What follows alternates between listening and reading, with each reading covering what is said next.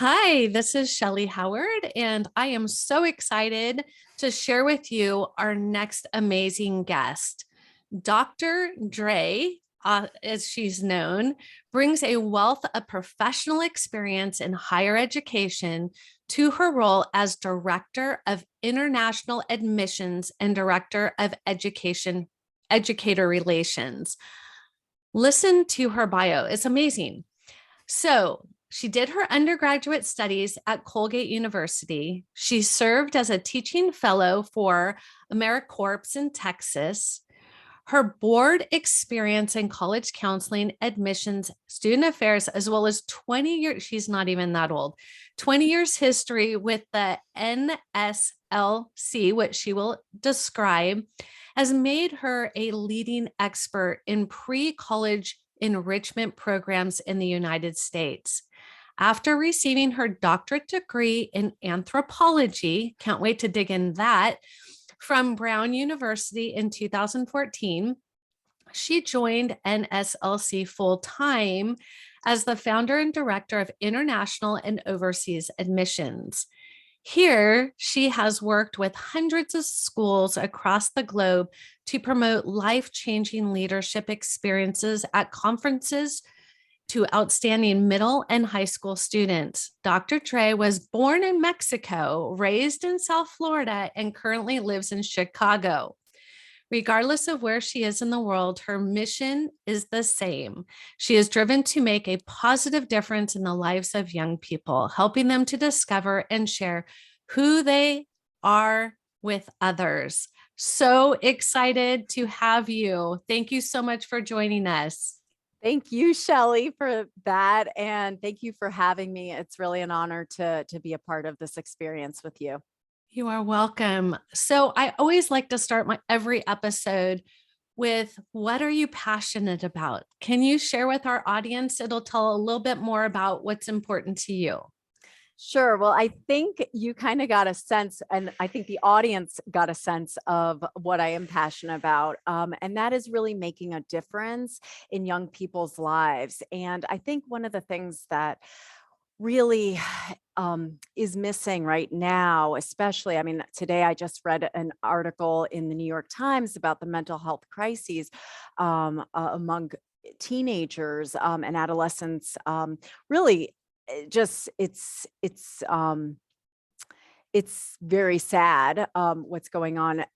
I think young people really need to feel not only that they matter, but their voice matters, their identity matters. And through the programs that we facilitate every summer, we're really trying to get that message across that you matter. For many years, I think young people have been kind of put in boxes and shown that they don't matter. And so that is something that I'm very, very passionate about making young people really believe that they matter. I'm right there with you. So for our listeners, can you maybe share a little bit about NSLC and what exactly it is? Of course. So the National Student Leadership Conference, the NSLC, is an educational organization. We've been around for over 30 years, and our mission is to provide pre-college, career-focused leadership programs. So we have a few objectives. The first objective, which most of the students come to our programs for, is this career orientation. It's this opportunity to test drive their career interests before having to make those important decisions for college, university, and beyond. So that's the first objective. The second objective is an opportunity to get away from mom and dad for a little bit and get some independence and live on campus of a top-ranked university in the United States, and kind of see what it's like to be a college student. So that is number two. And the third objective is the leadership component. And this is why I worked for the NSLC. It's this personal growth and personal development work that we get a chance to work with students. I mean, in our middle school programs as early as 12, and then in our high school programs as early as 14. And really, I mean, giving young people an opportunity to sit with, who am I and how do I want to contribute my gifts to the world? And Mm. so that is, I call them some often soft skills, right? The social and emotional piece. But it's so crucial. There's maybe soft skills, but with a heavy presence and impact in the lives of young people. I love your mission. It's so aligned with what we do here at College Ready. And as a parent of 5, my question to you would be, what do they do when they get there? Is it supervised or is it just total chaos? Like what would a day in the life of, so I can kind of get a glimpse as a parent? Are they safe? Are they running around with unlimited opportunity with their cell phone? Like, help me understand, what does that look like? Wow. First of all, kudos to you. 5 children. Happy belated Mother's Day. Wow. What a test. It speaks to who you are, with everything that you've been able to accomplish, including raising your children. So parents often ask about safety and security. They want to know that their children are safe. And one of the things that I think distinguishes the NSLC from some other summer enrichment programs is that we don't give a lot of free time. So the parents are investing, thousands of dollars into a program for their children. And we have very structured days. The programs start around 9 o'clock in the morning and finish at around 10:30 at night every single day. Weekends are included. In that. And that is not to say that they are in a classroom all that time. No, meal times are where we designate sort of free time. So they're in cafeterias or they're eating, on an excursion, but they're outside of campus. But that's more of where we build in the free time. But we know that adolescents, their brains have not fully developed yet. And so they actually thrive with structure. We have over 30 years of experience and scientific research that shows this. So the students will take part in these hands-on simulations throughout the day around a specific career. So if a student is studying in our medicine and healthcare program, they may learn how to suture with a doctor of medicine who is one of our professors on campus, maybe a dermatologist who's teaching them how to do surgical knots. Or there may be a diagnostic simulation where they are going around working with patients and trying to determine what illnesses they might have, and then coming up with a treatment plan. So those are the hands-on simulations. They also have leadership activities throughout the 9 to 18 days that our program lasts. So leadership workshops are dynamic workshops that are facilitated by TED Talk type folks that we hire. And then there are excursions, like I mentioned, off campus that are related to the career. And then sometimes social or cultural events. If they're visiting New York City, for example, we will take them to Times Square. If they're in Washington, D.C., we take them to the Smithsonian's and to see the monuments. So that's all built in. And then, of course, there's social time as well. In the evenings, we may have a casino night or a pizza night or an ice cream social, those kind of things, so that the students, get some downtime, but again, in a very safe and structured manner. So I'm listening and I'm like, I want to go. I want a do-over. I'd like to attend camp this year, please. What about if you have a student or a child that is more shy and you know they need leadership to survive in this world. Will they feel part of your camp, or is this not a good fit for them? No, they absolutely will feel included. That's actually one of the things. It's incredible. One of the things that again distinguishes us is that we don't really take groups of students from the same schools that go to the same exact program because we want to avoid cliques, right? Most of our students, if there's 50 students in a session on business, for example, most probably 95% of those 50 students do not know each other at all. So they're all coming in some ways a little shy, right? And that's where the leadership component of our programs really helps facilitate the team building. We spend the first 2 days really building a sense of team. And it's incredible. The program again is only 9 days or 18 days, depending on the length that the students select. But it's kind of incredible how much you can get accomplished if you utilize all of the time.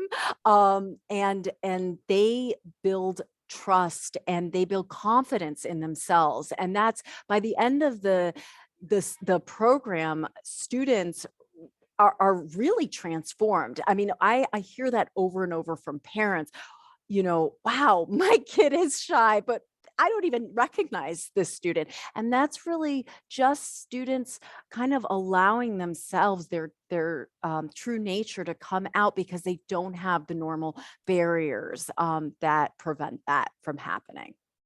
Amazing. I can see how that would hugely benefit somebody who may not feel part of a clique at school or at home. So can you speak to, like, where do you find the students, or how do the students find you? Sure. So we have a few ways that students come to us. So I think the most popular way or the most common way that often students within the United States find us is through their performance on a college board exam, like a PSAT or an AP exam. We do not invite everyone, but there is a select group, probably around 3% of test takers who get invited every year at different times in the year, usually in the fall as well as in the spring.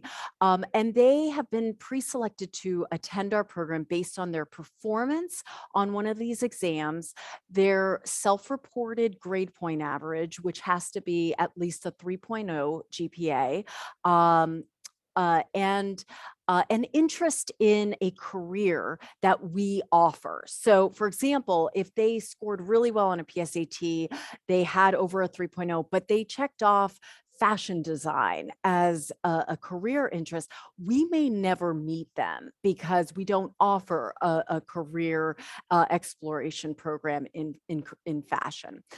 But that is the number one reason students get these invitations in the mail, and I'm sure some of your viewers have received that.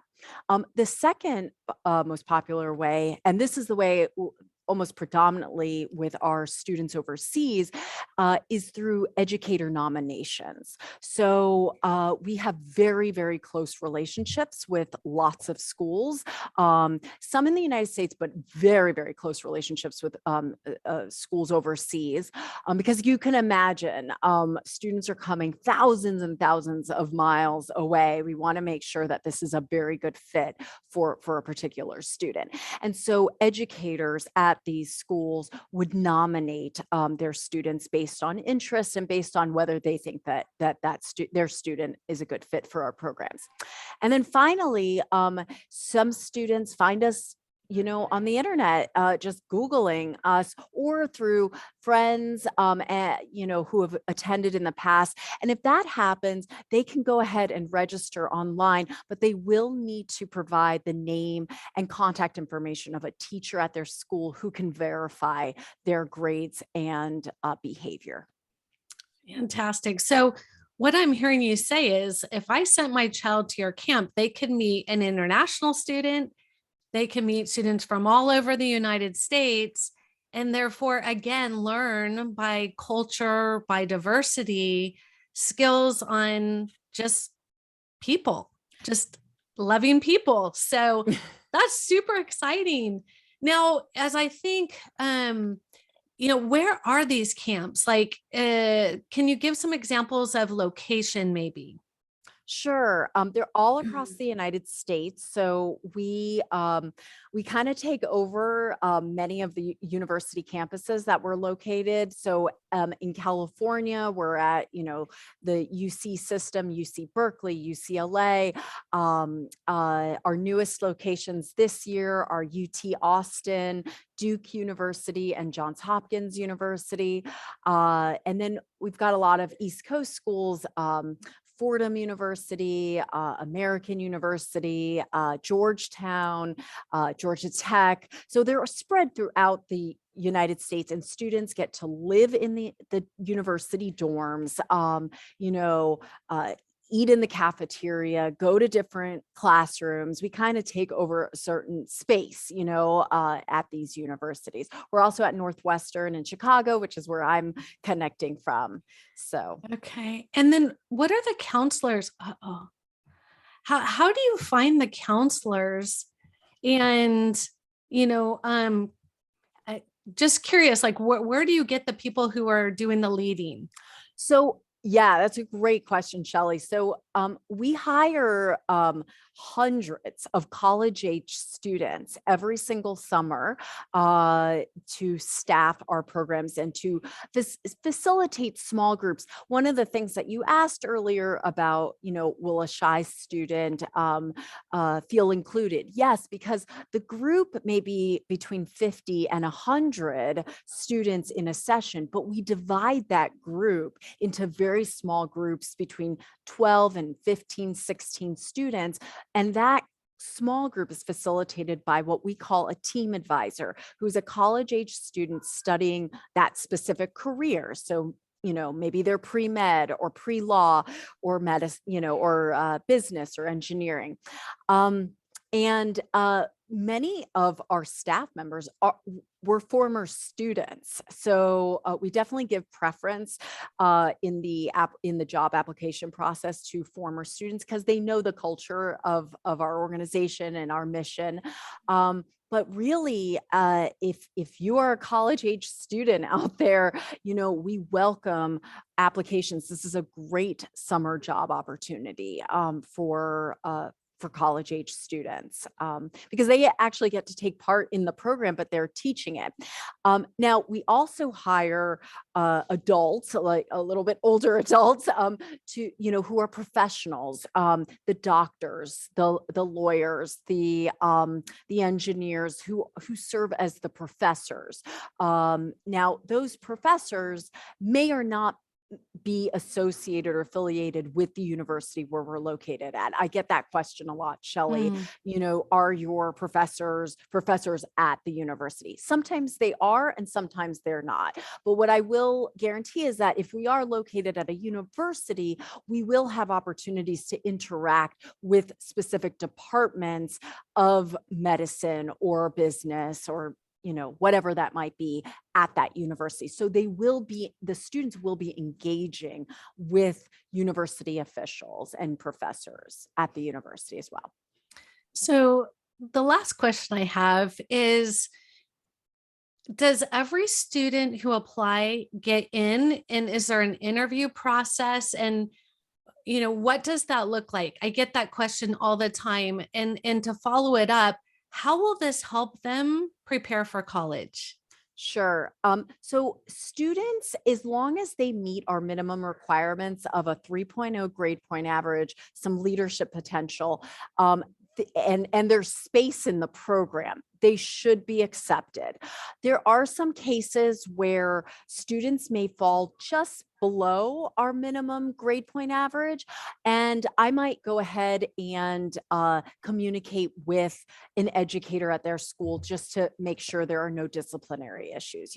We have under the care hundreds of adolescents. We want to make sure we just don't have time to waste in the sense of working on disciplinary issues. We don't have months, we have days. So we want to be very careful about who we're accepting. So I will, our admissions team takes the extra step to make those calls if a student falls just shy of the 3.0 grade point average. Students who apply for scholarships do have to go through a little bit extra application measures. So they will have to write a couple of essays to demonstrate both academic merit and financial need, and they will need a letter of recommendation from a teacher or counselor at their school. But I will say about 85% of the students who apply for scholarships do get something. So that's excellent. Excellent. Yeah. And then I think the benefit of attending any summer enrichment program is, and really any summer enrichment program is should be beneficial because it allows students wherever they are to come out of their comfort zone and to experience something new.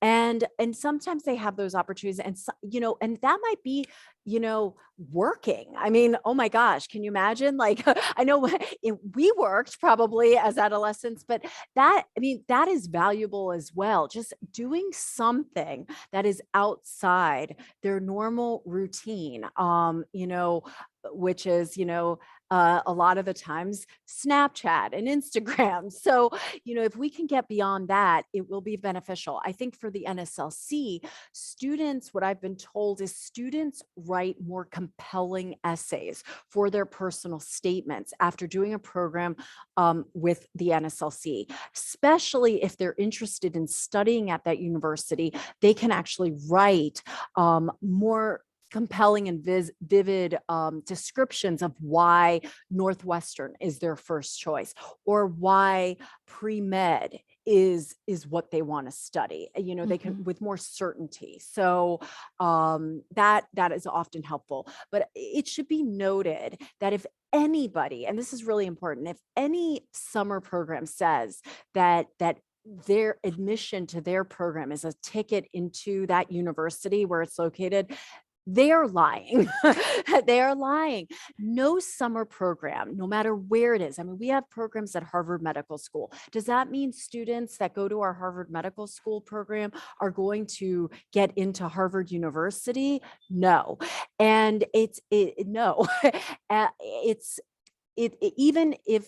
Even there are programs that are organized by the universities. I get this question a lot. Well, is that a better program than your program? Because we are the ones responsible for organizing our programs. We're hosted at the universities or hosted by the universities, but we are responsible for putting together the curriculum.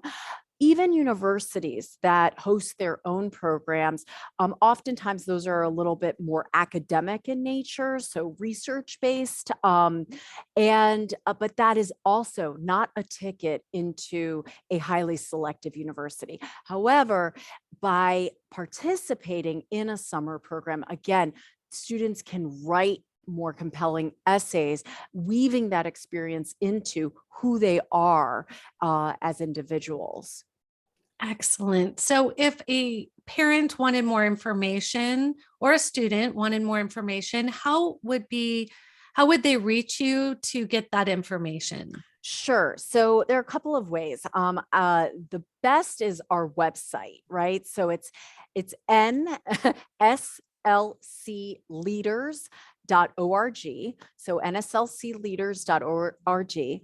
And then Instagram is great. We are really blasting a lot of information on Instagram daily. And so that our handle is at NSLC Leaders. And then if they want to email our admissions department, I'm happy to help. It's admissions with an S, so plural, admissions@nslcleaders.org. Excellent. Thank you so much for your time. Very appreciative. My pleasure, Shellee. Thank you.